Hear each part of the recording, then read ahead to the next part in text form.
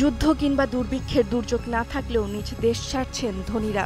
Bank অ্যাকাউন্টে কোটি dollar রেখে উদ্বেগে দিশেহারা, কোথায় রাখবেন নিজের সম্পদ, কোথায় পাবেন নিশ্চিত ভবিষ্যৎ। তাই কর সুবিধা ও বিনিয়োগ বান্ধব পরিবেশ খুঁজতে সম্পদের পাহাড় নিয়ে এক দেশ থেকে অন্য দেশে পাড়ি জমাচ্ছেন ধনকুবেররা। এজন্য বেছে নিচ্ছেন সংযুক্ত আরব আমিরাত, যুক্তরাষ্ট্র, ইতালিকে। Henley private wealth migration report 2025 অনুযায়ী সম্পদ নিরাপদে রাখতে চলতি বছর 1,42,000 কোটিপতি অভিবাসী হতে পারেন। প্রতিবেদনে বলা হয়, সুইজারল্যান্ড ও সৌদি আরবকেও সম্পদের নিরাপদ আশ্রয় হিসেবে বিবেচনা করছেন তারা।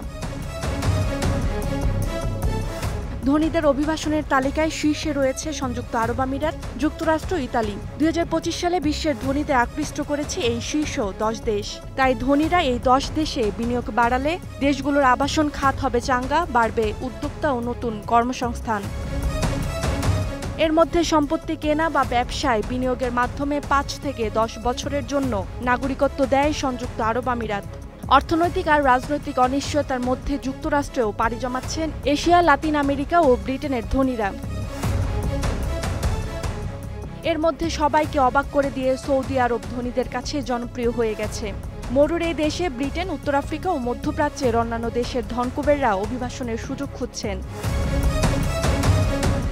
নিজ দেশকে অনিরাপদ ভেবে ব্রিটেন, চীন, ভারত, ফ্রান্স ও স্পেন ছাড়ছেন ধনীরা। আস্থার অভাবে জার্মানি, আয়ারল্যান্ড, সুইডেন সহ ইউরোপের অনেক দেশ হারাচ্ছে ধনকুবেরদের। ওয়ার্ল্ড নিউ ওয়েলথের তথ্য বলছে, অভিবাসী ধনীদের 15%ই সফল উদ্যোক্তা।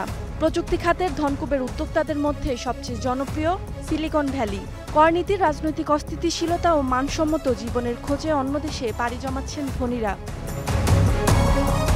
Roksana Rimi, star news.